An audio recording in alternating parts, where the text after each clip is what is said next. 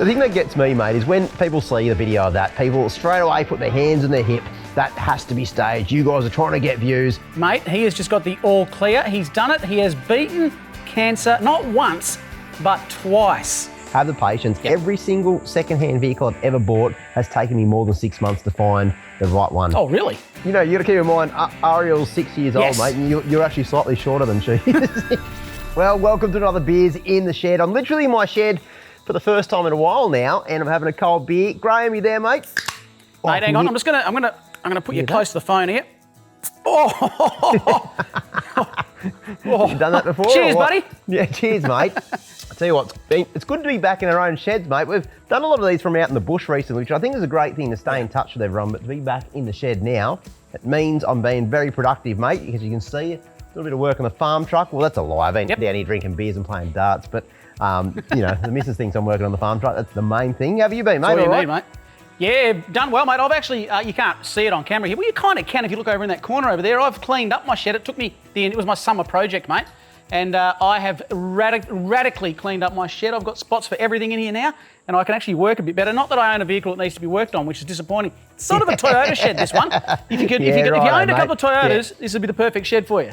Good. Well, we've got an exciting topic, mate. You and I were talking off air about this before, and something we're both very passionate about. And I think the timing couldn't be more perfect. Of course, we're talking about how to make four-wheel driving more affordable. I think that's a topic that's going to resonate with so many people at the moment. You know, things are getting a little bit tighter now, and we're always looking for ways to make it more affordable so you can get out there and do it more often. There are so many ways that you can not only save money, but save time and be able to go four-wheel driving more for less. Yeah, and I think you and I have both been there back in the day, mate. We've done it harder. We've done it without, you know, all the fancy gear that, you know, we might be lucky enough to use these days. And I think it's important for people to sort of step back and realise that you can go a heck of a long way for not much. Well, mate, before we get into the hot topic, which is just moments away, I just wanted to say that we've got a heap of prizes to give away during the show, plus all of your favourites. And if you're thinking, how the heck can we support you guys? A lot of people do ask, mind you. It's really easy. You can just spend 2 seconds and hit that like button and subscribe. It makes all the difference to us, mate. But with no further ado, let's get into the hot topic, mate. It's going to be a cracker. What was your cover line, mate? Because I think this summed it up in 6 words. Yeah, I think, look, if we can get one thing across today, it's how to have champagne four-wheel driving on a beer budget. That's what it's all about today, folks. And really is. I reckon it can be done. A lot of people, I think, Graham, look at misconceptions first, that four-wheel driving has to be expensive. That's what a lot of people think. And that's why they tell themselves, like, they can't go out in the weekend, they can't do this, they can't go to Cape York, they can't do all these big trips because four-wheel driving is expensive. Now, it can be one of the most expensive hobbies you can ever do. And trust me on that one. But it can also be quite affordable if you play your cards right. Of course it can, mate. Look, I'm going to use a bit of a nerdy example right here, mate. Hold with me for a second. Let's look at the world of road cycling. You know those guys that wear the funny clothing, the little spandex clothing, and they go out in their bikes on the weekend and go road cycling? Now, let's imagine. Right up your alley, that's for sure. No, it is not. It is not. Now, let's just imagine for a split second, you wanted to get into the world of cycling, just riding your bike, and you used that as an example. What's a bike worth? $30,000. How much is Lycra? You know, all that comes together. How much is it, Graham? There's no way I can. How much is it? I don't know, mate. Well, it depends what sort you're wearing. No, but if you were only to look at that, you would think to yourself, there's no way I can get on a bike and go for a ride this weekend. Totally false advertising. You don't need all that stuff to enjoy riding your bike. And that's where we're going to come in right now with the world of four-wheel driving, mate. When I ran around Australia in 2006, I didn't have a 12-volt system. For 18 months, I had a head torch to see at night. Now, if you were to tell a 22-year-old that they could go around Australia without a 12-volt system today, they'd think you're crazy. There's no way you could do it without a 12-volt system. No, you wear a head torch at night.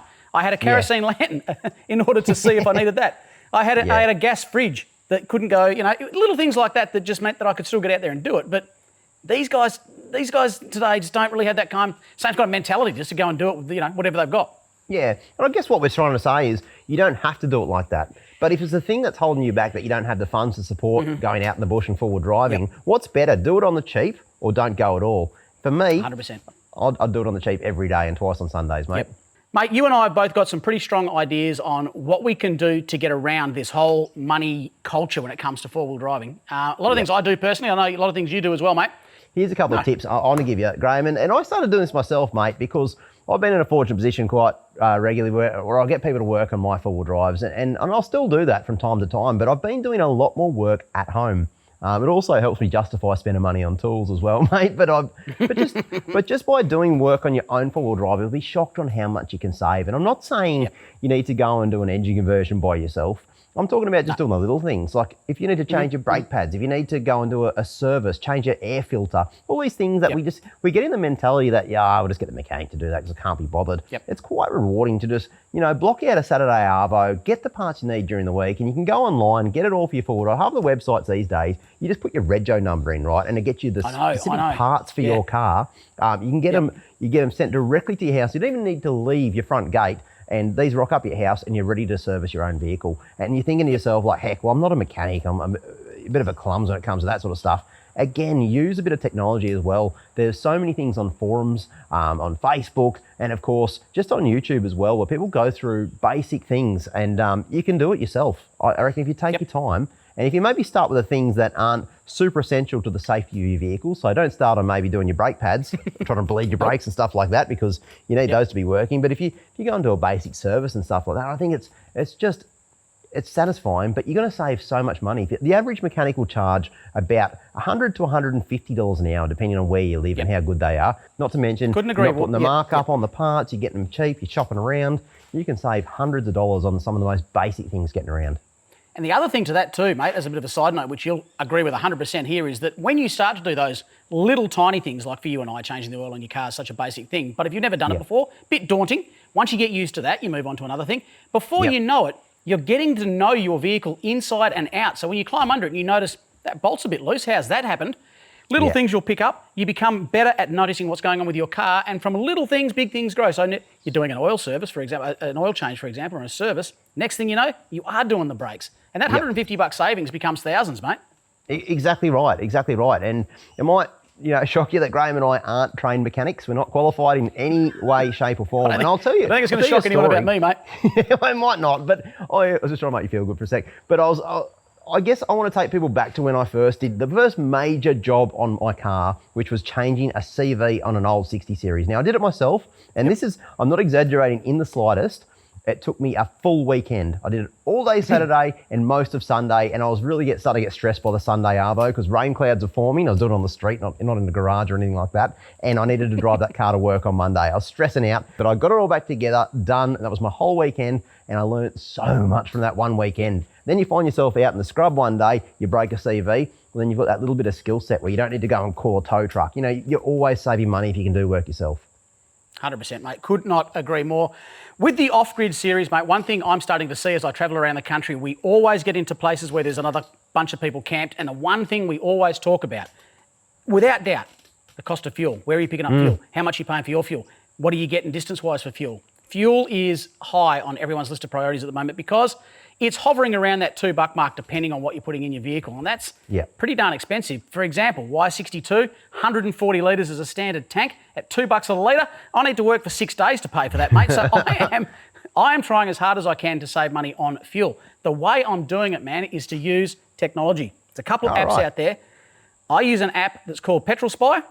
Pop in your location. It lists all the fuel in your area. Now, at the moment, I'm able to save 40 cents per litre on 98 as an average by not going to one of the manned service stations. I go to a little known truck service station down the back of Busso, just up the road here, where you've just got to put your credit card details in. It authorises the pump you're going to use. You take the thing off, you do it all yourself. On average, I'm saving 40 cents per litre for 98, which is massive, absolutely massive. Now, for me, that's a huge saving on one of the biggest expenditures we've got when it comes to four-wheel driving, that being fuel. Absolutely, and I suppose your driving style as well, mate. If you're interested in saving fuel, doing that combined with maybe, just driving a little bit easier on your vehicle, you're going to obviously save fuel. Just when you're driving to and from work, in and out of traffic, like being easy on your brakes, anticipating that there's a red light up there, not revving your engine like mad, getting up that red light, slamming your brakes on and coming to an abrupt stop. There's no need to do that. You're going to put so much wear and tear on all the items. So here's a little tip that, it was told to me when I was a young bloke, and I think about it nearly every time I drive. And it's a pretty simple one, but every good gear change is an extra one you're going to get later on. and I knew how much a gearbox costs, and I never wanted to blow a gearbox or a motor. So, just by putting your clutch in properly, doing a nice gear change, clutch out, just the basics of driving, but not like trying to pretend you're Fast and Furious spec in an old TD42 or something. You just calm down and drive with mechanical sympathy, and your brake pads, your synchros in your box. Nearly every mechanical component of your four-wheel drive is going to last that little bit longer. What about buying second-hand gear? Because obviously a lot of people think, when it comes to four-wheel driving, you got to buy the latest and greatest of everything. Now, of course, there's a stack of second-hand gear. And what I'm seeing out there as well, there's more gear, I guess, was bought in COVID for four-wheel driving and camping than just about any other time in our history. Now, there's a lot of that stuff that has not been used. It's going on places like Facebook Marketplace, on Gumtree, eBay. Is now the time to be looking second-hand, mate? Mate, I'm all for the old second-hand market. Big time. I use it all the time. I sell on second-hand markets. I buy on the second-hand market. But there is an old adage, my friend, and it goes, the poor man buys twice. Yeah. And I guess what that means is that if you're definitely into something, for example, mate, you are never not going to go fishing.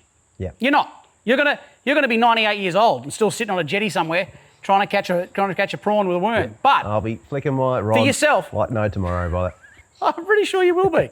So for yourself, mate, I reckon you should spend top dollar on fishing gear because it's going to last a lifetime. You're not going to have to go and buy that reel 2 times. Buy it once, buy it right. You know you're always going to go camping. You love swag camping. Don't go buy a cheap swag. Don't go buy a second-hand swag. Save up and get the absolute best swag on the market. It's going to last you your whole lifetime. You'll probably give it to your kids. Yep. And you won't have to buy another one. Buy a cheaper one. You're using it every weekend.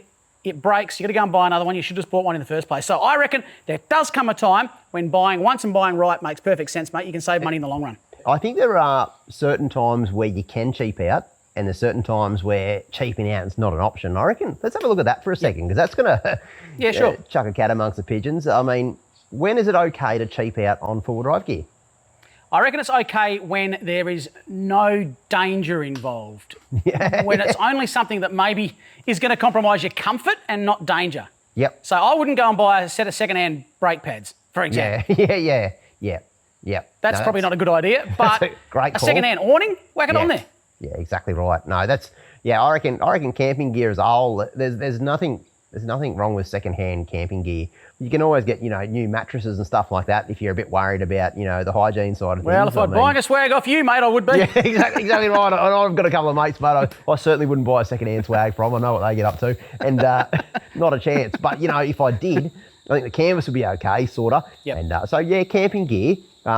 Camping gear, yes. Brake pads, no. I'm going to say another one in the no column, mate. 12-volt gear. I've seen too many disasters out in the bush, mate, with second-hand 12-volt gear and just in general cheap 12-volt gear. I'm talking about like battery chargers, second-hand lithium batteries. These guys are, paying twice essentially because they're buying the cheap stuff and then they have to go and replace it with the more expensive stuff. And if they did in the first place, they'd save money. Not to mention all the frustration along the way because when your 12 volts not up to scratch, you're going to have nothing but issues. I'm going to be a little bit nerdy here, mate. I'm going to go a little bit grey nomad, a little bit middle-aged housewife, or maybe a middle-aged house man. I don't know, because I'm doing it. And that is, whatever you buy these days, doesn't matter where it is, if you're using a credit card or a card of any sort in order to make a purchase, everywhere you go, the person behind the counter will ask you if you've got some sort of points scheme. So you'll scan another card and you get points. Yep. Now, I know that's as nerdy as hell, man, but you do that for 6 months on everything that you do, and you can convert those points into whatever it is that you might need, i.e., I use mine for fuel. So the other day, I had enough points. I was going to say to fill up the Y62, complete lie, to fill it about halfway up. But still, that's a savings. And all you got to do is spend an extra 3 seconds just swiping a little thing before you do your purchase. Free money, man. Free money. No, look, it's pretty hard to argue with that, mate. I'm going to say something that might be a little bit controversial and hitting the hurt spot for a lot of people. People have their priorities wrong when it comes to modifying their four-wheel drive. Now, you touched on before, having the headlights, the fancy LED headlights that might cost $800. They look angry and they wink at you when you drive past, all that sort of jazz. Does that help you get out more often? Does it help you enjoy your weekends more? If we're talking to the guy who spends his money on that, but he doesn't have a fridge in the back of his four-wheel drive or doesn't have a camping or can't afford fuel to go out with the boys up the beach or something like that, well then this is where your priorities are absolutely all wrong. And I can speak from experience because I was just as guilty. We've all been young once, and it's one of the biggest mistakes young people, I think, make. And I sound bloody old saying this now, and maybe I am, but it's years of experience, mate, where I've made so many bloody mistakes, it's not funny. I spent money on things I did not need to. The first mod I bought for my Suzuki Sierra, was an exhaust. Stupidest mod in the world. And the second one Headers.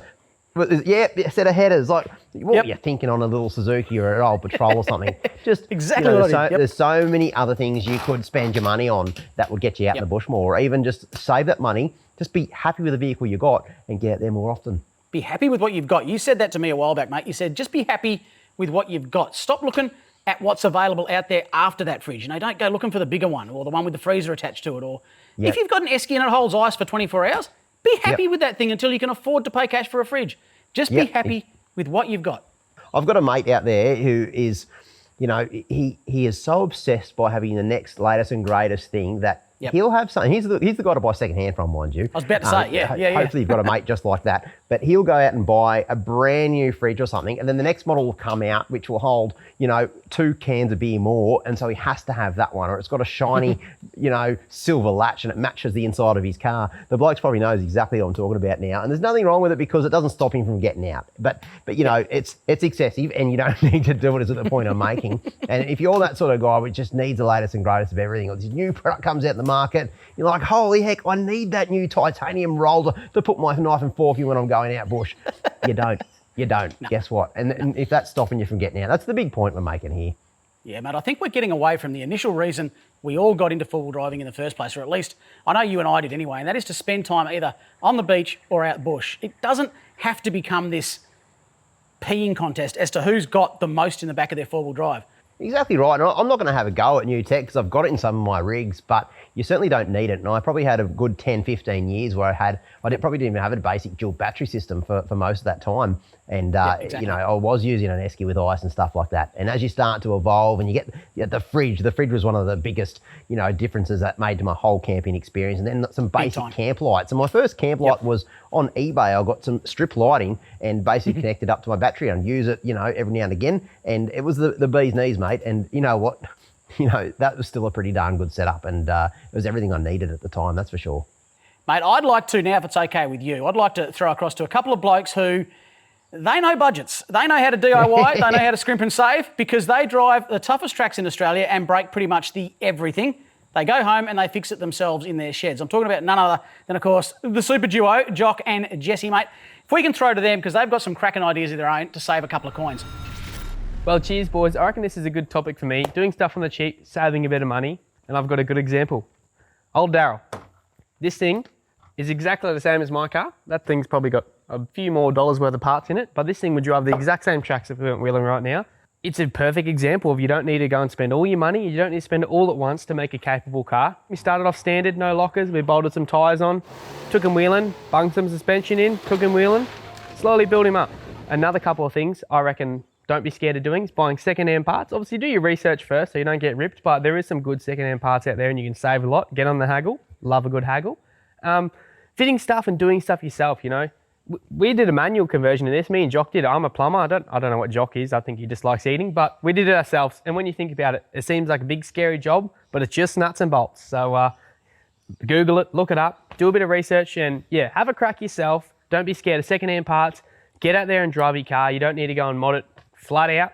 You don't need to do all the mods to wheel it. Go and wheel it stock and slowly build it up. And that's Jesse's 2 bobs worth. See you out in the tracks. Hey boys, yeah, definitely a very interesting topic to discuss. I would say that I really agree with what Jesse mentioned, particularly about secondhand parts, and I just would like to expand on that a bit further from personal experience. I think it's really important to understand when you're browsing the marketplace for secondhand parts, yeah, it can be real good, you can find some bargains, but if you're not careful, you can sometimes get bitten a little bit, and sometimes you might even end up spending a little bit more money than if you just saved up a little more and bought the part new. For example, when I was 18 and building my Hilux for the first time, I bought a secondhand front air locker and I was so keen to put it in the car. I literally bought it that afternoon, went and pulled my old one out, put it in, plumbed it up, and then went wheeling the next day to test it out. And it worked mint, but a couple of months later, the carrier bearing started letting go in the diff and I had to pull the front center out again. It's not all bad because I definitely learnt how diffs work after that and I was able to rebuild it, and then I was able to use that knowledge for future builds. For example, with the Pony, I definitely knew what to look for with stuff moving forward. So I guess it just comes down to, obviously your budget comes into play, but bearing in mind that you may not always get the best part secondhand, but there are some bargains to be found. It's just a case of understanding that you need to be willing to maybe do a little bit more work, or if not, try and save a little bit more money and try and get them new. But for me, secondhand cheap parts is where it's at, and knowing what I know now, I'm going to keep doing it. Well, it's always good to hear from those wrap bags, and if anyone can save money on four-wheel drive parts, especially Nissan Patrols, it has to be young Jesse Gleason, mate. That bloke who finds a bargain an absolute mile away. I swear. Doesn't he? I swear he spends more time on Facebook Marketplace than anyone else out there. And that's why I suppose he gets some of those. He knows what everything's worth, mate, and he's not prepared to pay it, that's for sure. He actually found me a rear diff for my G60 when nobody else could. And not only that, he got it at a price that I felt guilty paying. If you need any advice, hit Jesse up. He's all over that marketplace. He really is good at getting a bargain, mate. But there's so many of, I guess, our audience that's really good at saving money as well and being a little bit thrifty, even a bit clever with their DIY skills, mate. And we got quite a few videos sent in. I reckon we could go and play a couple of those, mate. Well, straight up, I'd like to take the viewers on a bit of a journey with Amber and Clark, who these guys have put together some amazing DIY hacks to make a really decent, cheap tourer. Check these things here out, mate. Here's how we run our car when we are touring and camping. We sleep inside of the canopy, which we fitted out all of ourselves. It's insulated with foil board, and then we carpeted the whole thing. We wired up all of our lights, freshwater pump and fan to this switchboard here. We have a 70mm mattress, which we can actually roll up so that it's still a work ute when we're not traveling. We DIY'd everything, all of the little organisers across the back and this one over here. We just sewed some Velcro to, and then it can stick to the carpet really well. This is an iPad holder which we just got from Kmart and deconstructed so that it can just clip up to there when we're inside. When the fan and the window at the front isn't enough, we actually can sleep with the door open because I made this fly screen which just has 2 clips and then rolls down, and the zip is connected within the pinch weld, so it's really secure and no bugs get in. All of our kitchen stuff is stored in our trundle tray. We made this box so that when we have stuff on top, we can still access all of the storage underneath by using these hinges. We have cutlery all in there, pots and pans right at the back, washing up stuff in that box. And then when we're at camp, we put the cooker up just like this, and we connect our gas hose to our 3-kilo gas bottle, which sits under here. On this side of the cab, we have another one of those storage bags that we made from a laptop case. We also made these sunshades on the window. We just got a big one like this and cut it to size. This is perfect because we have our fridge here, which means it keeps the heat off that. We love having all of our food inside the cab because it means we can snack on the road. Down here we have our dual battery system and inverter there. And that's how we run our setup on the road. Yeah, that really is a clever little setup, mate. And the fact they've done it all themselves just works for their needs. And the fact they could save a stack of money, I reckon, mate, that gives a big thumbs up in my book. Here's another one, mate. This is Dale's $10,000 little Prado Tourer. And I won't say little because it's quite a little beast. It's got, all the tyres, all the mods on it and all the rest of it. It's hard to imagine that for $10,000 he set that whole vehicle up. So he's got a 90 series Prado. It's got, he got it for 10 grand with all the fruit already on it, mate. And everything is basically, he's added to the vehicle. He's got off Facebook Marketplace buying secondhand. How good's that? Have a look at that compared to a $200,000, top of the wazza 79, where every single component's been changed because Toyota never got it right from the factory.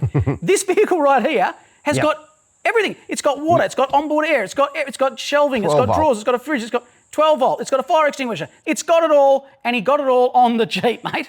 Yeah, exactly right. So his big thing was all the additions were bought off Facebook Marketplace, and everything was basically $200 or cheaper. So you can tell he was out there looking for a bargain, and the other thing he probably has is a little bit of patience as well. So he'll wait for the right, thing to come up that he needed at the right price. It's basically just a smaller version of my 200 series, but at a fraction of the cost. I think it's cool. And nowhere near as wussy. Now, Amy Newberry, Amy Newberry here has got a fantastic, this is something to live by. Buy what you can when you can. You Yep. don't need to get all the gear at once. And that's a problem that I'm seeing. Well, it's not a problem, but what people are doing these days is they're going out, they're buying the new car, and then they are throwing the catalogue at it before Yep. the wheels are even dirty. Yeah. Amy says no. Just use what you've got when you've got it, upgrade when you can, and when you can't upgrade, still go out and have a ball anyway. I'm all for that, mate. That's that patience again, just having patience and waiting for not just with your camping accessories, but for the right vehicle to come up as well. So many people buy lemons, I think, because they're in a rush. They've had an idea come through. Yep, I need a dual cab ute, so they go out and just rush and buy the first one they see. Have the patience. Every single second-hand vehicle I've ever bought has taken me more than 6 months to find the right one. Oh, really? And yeah, right. I think the 60 series I bought, it took me 9 months. And that was back when they was cheap and they were a dime a dozen. It still took me 9 months to find the exact model I wanted and at the right price as well. And I paid probably a little bit too much, but I got an absolute cracker. And who says you need a four-wheel drive to go four-wheel driving, mate? Have a look at Keith. Keith has I've never said this in my life, it's going to be a bit hard to get out, but a weapon of a Ford Territory. Well, I do say that because you know what? Like, yes, it's a Ford Territory, but he gets out and uses it. I mean, he's got the muddies on it. He's driving it at places where most Territories would never, ever dare to venture, fear mate. to tread. Exactly, but he's getting out there doing it. And, you know, he's just making the best of with what he's got. He didn't have to go, all right, now I'm into four-wheel driving. I'm going to sell a Territory and buy a 200 series because I need to. Exactly. No, he doesn't do that. Exactly. He just, love the one you're with, Graham. Do that sometimes, mate. Exactly right. When it comes to buying second-hand, I'd be a little bit careful when you're looking at Ford Territories if you live anywhere near the Glasshouse Mountains. Because if this one goes up for sale, trust me when I say it hasn't just had one careful lady owner. Mate, there had to be one of these. Of course there had to be a disco in the mix because I reckon they do represent amazing bang for buck. Yeah, it's cool as well, mate. So this is the cool thing about this whole story, right, is he's bought and built the vehicle for less than $3,000. That's... Yep. It's hard to believe, really, in this day and age, mate, but he's got an absolute $3,000. weapon. Exactly right. Yep. So, you know what? If that vehicle lasts for a couple of years and you can't fix it because the engine, the gearbox, the diffs, everything goes, which, let's face it, it's probably going to happen. If you got 3 years out of that, that's cheap, honest four-wheel driving. I mean, it's super cool. And if you've ever been out with a disco, they can drive some serious stuff. I mean, they're very capable rigs. They flex, they articulate, they're capable, they're comfortable. Yeah, look, they have a few mechanical dramas every now and again, but teaching you to be a good mechanic as well, so you probably save money. 100%, mate. Now, you'll love this little beastie right here. 2007 model Suzuki Jimny with some bells and whistles. He says with some bells and whistles. It's got everything. 2-inch lift, UHF. Cool. It's got an awning, 55-litre fridge slide, false floor, 2 light bars, flat rack. It's got second battery system. He throws a swag on. He paid $5K for it. He's throwing another $5K. Let's call it an even $10,000. He's out there, mate. Living the dream. Out there doing it. Then there's so many, especially young folk who say, I can't afford to go four-wheel drive. I wish I could have a four-wheel drive. You know, you can.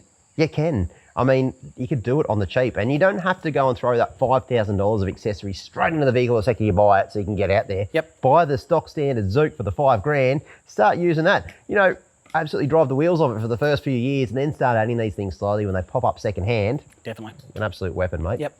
Mate, this thing here, this is what I need right now. Chris Reed has made the poor man's remote-controlled air conditioner to help cool down the camper trailer on hot nights. If I could, I'm wearing short shorts right now. We won't go into that, mate, but I tell you what, if I could park that thing right down here beneath my legs and blow some air where the sun don't shine, I'd be feeling a lot better. And that's what it comes down to. You can pay big dollars for remote air conditioners to take with you. Or you can get yourself an old bucket, chuck some ice in it, a computer fan, and DIY yourself a homemade remote-controlled air conditioner. What an absolute cracking idea. Super practical, mate, and you can save. It's a double win. Now, let's give some stuff away. Let's do that, Graham. Well, that's a good idea. That's a very good idea because there's no better way to save money than to win free stuff. Raptor understand that. Now, you and I both used Raptor on a range of DIY products, mate. I did the entire back of this canopy right here in the mighty GU. The entire back inside section, haven't really shown people that much, is all Raptor coated. The entire inside section of that is Raptor coated. Did it myself, took me a weekend, come up an absolute treat, didn't cost much at all. So, Raptor are going to chip in 3 double packs of Raptor cans. So you can do the exact same thing. You can do the inside of your canopy, you can do your side steps, your bar work, whatever you wanted to do. Save yourself some money. Looks fantastic. So in the comments down below, show me how to save money. Show me how to be thrifty, please. Yeah, well, what do you got, Shauno?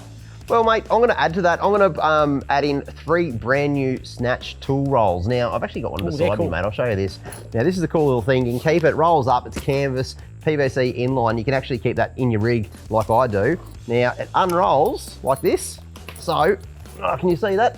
You've got all your little tool pockets here that have all got little zips. You can actually take these off. They're Velcroed on. So if you know all your sockets or spanners are in that one, you can go and take that. You can actually hang it as well. So it'll hang up on your four-wheel drive. So when you're working on your car, all your tools are in one easy location. Chuck that back on there and I reckon that's pretty neat. So we've got 3 of those to give away. Now, they can be found exclusively on the 4WD 24/7 website. Now, something to believe with that website, Graham, and I won't get into too much detail, but if you want to save money on some of the gear that we use, that's the place to do it, because we've got 2 main mottos with that website. So it's all the gear that we use and trust, and everything you're going to see on that website is available in stock right now. So you're not going to be waiting for it. You know, a lot of people try and sell you stuff that's not going to be here for 8, 9 weeks, 10 weeks. Not us, mate. You're going to get the best price and get it sent straight to your house. So again, mate, so you got the 3 double packs of RAPTOR plus the 3 Snatch Tool Rolls. And how do people win that, mate? Just by simply commenting? I reckon we'll go through it, you and I. Let's pick out a couple each as winners. The best way for me and Sean to save money in the world of four-wheel driving, or heck, in life itself, because if you're saving money in life, you're saving money in four-wheel driving. So you might have a life hack. I'd like to know a life hack. The most creative life hacks. Yep, going to win prizes. Mate, we are about to jump into a few other people's sheds right now and see what's been going on around the country, with their permission, of course. But before we get into other people's sheds, mate, remember Levi? We caught up with him a while back. I sure do, mate. Yep, helped him out with his Jeep, got him back on his feet during one of the toughest times of his life. I certainly do, mate. I got the chance to actually meet him over in Perth with you, mate. You introduced me to Levi and his family, mate, and what a top bloke. Mate, he has just got the all clear. He's done it. He has beaten cancer not once, but twice. Fully back on his feet. He's looking to do, I think he's looking to do like a heavy diesel mechanic apprenticeship, really going all the way into the industry. Now, going right back, mate, when he was first sort of diagnosed for that second time, going through a bit of a rough trot, I said to him, mate, you're going to come out the other end of this. I know you are, and when you do, you and I are going camping. Well, Levi, a bit like an elephant, doesn't forget. He has hit me up a couple of times now, and so he and I are taking it on the road, mate. He's going to get the old Jeep out. I'm going to take the Y62, I think, because I promised him he gets to have a drive. And I might even take a camera along, mate. We might film it and show what we got up to on the weekend. But the good news is Levi is back fighting fit, man. Ah, that's so good to hear, mate. That's so good to hear. And I think, you know, it goes to say as well, I love this little community of ours, mate. We raise a little bit of awareness like that. There were so many well wishes for Levi and his family. And I think just sometimes, you know, that really does help as well. And Levi, no doubt, would have gone through a lot of those comments and stuff and seen that. And that's, you know, very inspiring to see. You know, I want to thank everyone who's helped support that. And it's been great, mate. And that's fantastic. You're going to go out and actually learn how to four-wheel drive off someone who probably knows a little bit more than you, mate. Little young Levi. I'm always open to learning experiences, my friend. Absolutely. Absolutely. Well, you've got to set this one, mate. I need to show you this. This is a little photo that's been drawn now. Now, Nat's little daughter, Ariel, she's 6 years old, mate, and she's written this lovely little letter to Graham. I hope you have a lovely day. And I think she's nailed it too. That really is me. Look at I've been working on my squats. I'll tell you what. You've got to keep in mind, Ariel's 6 years old, mate, and you're actually slightly shorter than she is. Mate, story of my damn life, mate. We've been both peppered with a bunch of questions from recent episodes. I've had a few from the off-grid series. I'll just go through them real quick, mate. Eric wants to know, how low is too low when it comes to PSI without beadlock? She'll have an opinion on this, but for me, getting up that big hill, I think Harley had to go down to 8 PSI to get up that hill, and I would have had no reservation of taking him down to sort of 5 and 6 because he knew how to drive. We're just going up a straight line. When it comes to getting out of trouble, there is no too low. If you're going to get out, go as low as you need to go, and I reckon you'll agree with that. Yeah, exactly right. And when you get to the top, I just put a little bit more air in before you start turning aggressively, or else you're definitely going to roll those tyres off. But the straight line stuff, go as low as you need to. Yeah. We got questioned when our producer Doz opened the canopy on the back of the Y62 and left it open when I drove through some bushes. Why don't we have a door buzzer on there or something like that just to help combat that human error? Great idea, Chris. That really is a good idea. But when is too much too much? Or when is enough enough? That's just more electrics I've got to run down to the back. It's more wiring. It's more things that I've got to... I just keep an eye on your producers. When they open the back door to get a beer out, make sure they close the bloody thing. You'll agree with that one, Shauno? Oh, absolutely, mate. I would have given you heaps of stick about that too, because in my life, I've never forgotten to put my canopies down. I've never run into anything, except for just the other day, mate. And I'm not too embarrassed to say that. Yeah, I was in a bit of a fluster. I was doing some work on the hoist. And for some reason, I had to get something out of the canopy, and I went to take it off and drive it off, and I hit the hoist with the canopy door badly, open. Or no? Luckily, no damage done. No damage done, mate, but pride was hurt just a fraction because That's the worst, isn't make it? a big deal about trying to remember that. Yeah. The old pride, that someone takes more healing than anything else. Now, one last one here I've got from Jacques from South Africa. Jacques, my wife really wants your hat and sunglasses. How can I make her dream come true? Now, I think that's actually two questions there. Jacques wants to know how he can get the hat and sunglasses and how he can make her wife's dream come true. I might steer clear of that one, mate. I think Jacques trying to make his missus look a bit like you, mate. He's dress her up with Graham. I don't know, and I'm not judging. Well, get in touch with Ariel. She can draw it up for you. Get the map going. And away you go. Come on, mate. Just send them up. No, they're my favourite hat and sunglasses. Get your own. No, that's not going to happen. Sorry, Jacques, and whatever your wife's name is, but I'm sure I can't make her dream come true today. I'm sorry. Got a couple of questions here as well, mate. Yeah, mate. This one here is from Kylie. She wants to know, we're going to be at the Brisbane show for the full 3 days. Sure are. We're going to be on the Snatch stand. They're going to stand at the Brizzy show. We're going to be there most of the time in between our stage appearances. Come and see us, make a fool of ourselves on stage. It's always a bit of a hoot, mate. We never prepare for these things, No, we don't. We things do. sometimes get a bit out of hand. We prepared the night before. Well, then we forget usually by the morning, mate, after exactly. a few beers I had. But we have a lot of fun with it, and you guys will too. So come and see us on the stage, mate, and down at the Snatch stand. We'll be mucking around all weekend. Here's another one, mate. And look, I've got a stack of questions about this one. Andre wants to know about what suspension am I running on Sooty right now. Now, a lot of people have asked me this. I did just recently change the shock absorbers. I've actually done a little bit of work to the suspension. So you'll notice I'm running some fancy Formula remote res F4Rs, they're called. Now, what's cool about them is that they're a remote res shock. They've also got adjustment on the compression and also the rebound. So you can really set them up. Now, I've used adjustable shock before, and sometimes I find it's a bit of a placebo effect. You change the adjustment on your shock, and I'm like, yeah, that's making a difference. But with this one, actually transformed the way Sooty was driving. Now, you'll probably notice on some of the earlier stuff with old Sooty, she was a bit of a hippo on some of the big rock steps. Now, I've been able to dial that suspension a bit firmer. I've also put I had a front sway bar, but I've chucked a rear one on as well at the same time. And I've also changed the spring rate. So the vehicle's had a bit of a suspension makeover. Race car. And the result is it handles like a race car, mate. Put the words out of your mouth. You and I are no stranger to failure. I say that slowly and with a great deal of dedication because just the last episode we were on, I nearly failed not once but twice to put that vehicle, the new D-Max, nearly went back on a truck twice. Once would have been truly spectacular, mate.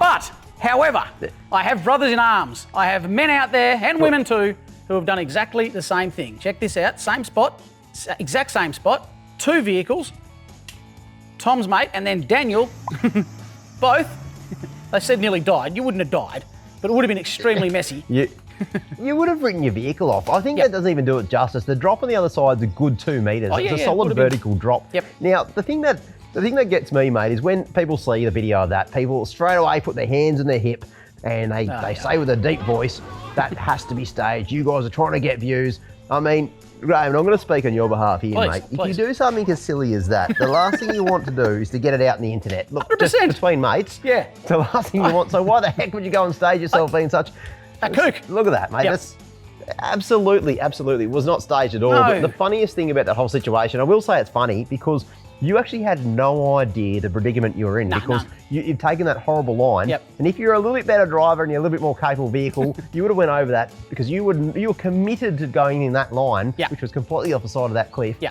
Jesse and myself were yelling at you, and you were like, what? You were so like, you're so nonchalant about the whole thing, mate. Because the car never felt sketchy, nor did it tip. It was on a perfect angle. I just didn't have grip as far as I was concerned. The reason I didn't have grip is because 3 of my tyres were in the air. But the good news is, mate, I'm not the only one that's cooked it there. So I'd like to say a big thanks to those folks that have sent those in. The issue with that, folks, and the reason why Graham had to take that line, and here's me sticking up for you, mate. There is a tree root right in the middle. Do you see that tree root? Yep. Now, if you've got a low-slung vehicle, you can't straddle it like everyone else did. So you had to try and go around it, which obviously puts you very close to that cliff. So Yeah, there was method in my madness. There was just a lot more madness than method. Still a massive fail, obviously. It's a big kook. Check this one out, mate. This is from a beach in South Australia. It's an awesome beach, and apparently some of the locals say it's actually accessible in 2-wheel drive. Okay, yep. Not for this bloke. No, well, he's taken the low line, that's for sure. And then what's happened at the end? He's got out of control. What's happened at the end? Look, things are just panic stations, mate, and he's run into another vehicle. So, like, it's just, well, you know, it's out of the pot into the fire, mate. Is he actually in the car though? Is there anyone in the ute? I don't know, but it's a kook moment. It's big time fail, massive fail. Now, what about this one? This one's shared by Amy. Oh, he's done himself a mischief.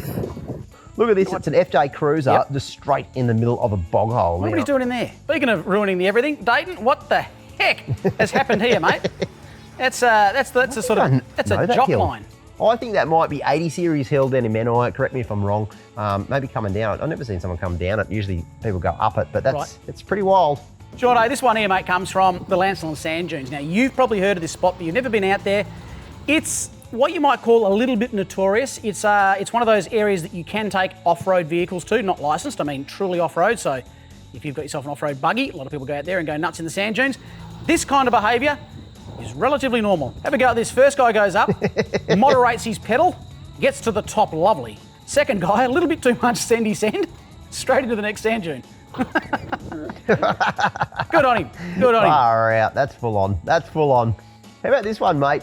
You can relate this one, Graham, and you know, actually, I can relate to this too. This has happened. I think about anyone who's ever had a canopy, mate. You've had a canopy door open up and everything just come out. Yep. And check this one here. This is Will on TikTok. Oh yeah, it. You know what? It never happens around a corner onto a nice grassy bank. It's always in a bog hole. You know what? Or it could be on Fraser Island, the Nagala Rocks. Now, I've got something to come clean to you with, mate.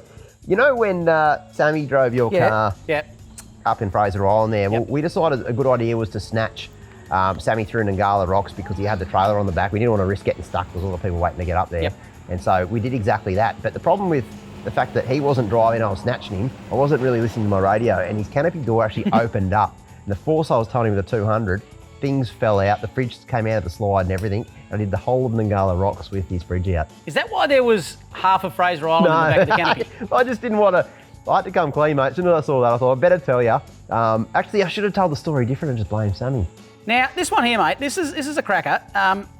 This fella is gutted because his favourite Snatch hoodie was destroyed. His missus ran over it with the slasher. Now, look, to every cloud there's a silver lining. And Chris, for this one, you weren't wearing the hoodie at the time, mate, because if you were... Thank goodness. Thank goodness. What I want to know, Christopher, what have you done to deserve that? Because the last time my clothes were thrown out the window and ran over with a slasher, I did something that I probably shouldn't have done. Now, copy. Anyway, Yep. Maybe it was just an accident. You just left it in the grass. But maybe. Either way, it's good to see that even with a slasher going over it, mate, you can still rock that around the campfire. Of course you could. You got a man boob out. That's all. In fact, it's that perfect transition between summer and winter where you need a little bit of breeze to come in. Or if you're breastfeeding, that's perfect. The perfect awesome hoodie. Now, we shouldn't laugh, but have a look at this one here. Alex has shared this one from the official Facebook page that we've got going. He's been holding on to these photos for a few weeks now, and he's decided to share them. He reckons that the Pajero handbrake are on par with Land Cruiser ones. He didn't give us any more info, but I'm guessing he's parked this bad boy on a hill, perhaps in the high country, looking at that bracken fern there, or even Tasmania maybe. I can't see a number plate, and it's obviously rolled back down a hill and done the old flippity flip. Oh, and I'd say she's a write-off, mate. Yeah, she's fully rolled over. Luckily, no one was in the vehicle at the time. Goes to show, though, put the vehicle in gear when you get out of it. Doesn't matter if you've got a trusty handbrake, just chuck it in gear. I guess I've grown up doing that from the first time I got a Toyota. That's tragic, mate. Well, I don't know about you, Shauno, but I reckon one of those fails deserves another Raptor kit. We can dig another Raptor kit up, and I am going to give one out to the best fail. I'm going to do it to a brother in arms, mate. I'm going to go right back through here to my mate Daniel, who nearly died in the exact same spot as me by cooking it royally. Daniel, thank you so much for stepping up and being a big man and sharing it with me. Mate, prize going out to you. I know that's the last prize to give away, but I feel really bad for Christopher with the hoodie, mate. His favourite hoodie run over by the missus on the slasher. So, Christopher, for that, mate, just jump on the 4WDrive247.com website, choose out a new hoodie, let me know, and I'll make sure we hook you up with a brand new hoodie, mate, because you can't be wearing that around town. Look at you. No, you can't. You can't. No, exactly right. So we'll get you a new hoodie, mate. And either keep your missus out of the slasher or you stay out of the front of it. One of the two. I'm not saying which one, but one of the two. That could go terribly, terribly bad. Now, folks, want to win the same sort of things? You know how to do it by now. It's all just hashtags these days. Hashtag 4WD247fails. On TikTok or on Instagram, you can share your fail on our Facebook page. There's so many different ways to win. And we've been doing shed episodes now for so long that obviously you know it's real. we're giving this stuff away, and all you've got to do is fail alongside me. Not hard. I do it each week. Absolutely. Absolutely. Exactly right, mate. Following your footsteps quite literally. Exactly. Now, that's probably, all we've got time for today, mate. And I just want to let everyone out there know what's coming up, because there's some really cool stuff coming up, mate. Jocko's been working hard on that N70 Hilux, that new Flash Hilux that he's got. Yep. We've also got a WDing trip that I was lucky enough to take. I took Sooty on that one, and it was, I was hanging out with Jocko in his neck of the woods on some of the toughest tracks. There was bush mechanics, there was all sorts of stuff going down. It was chaos. Now I leave next week, mate. We're doing a big trip. We're going from basically my driveway right here all the way across to the Eyre Peninsula in South Australia via the Nullarbor, but we're going to do the Nullarbor not on the blacktop. Taking the dirt road the whole way across. Wow. So that's going to be massive, man. We've got 2 episodes of Off Grid coming. I'm looking forward to it. I'm getting packed as we speak, so it's going to be huge. We've got so much content coming up. It really is, guys. So make sure, like we said right at the start, if you do want to support us and you don't want to miss a second of the action, make sure you just spend 2 seconds. It's free to do this. Just press like and subscribe, and that way you'll get to see all the cool stuff we have planned.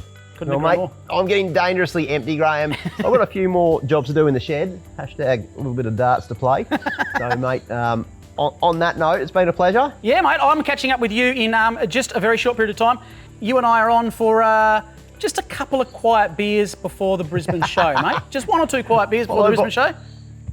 Yeah, followed by a couple of loud ones, I reckon, too, mate. A couple of loud ones after that. Sounds like a plan. Cheers, guys. Thanks for tuning in. Cheers, guys. Catch you later.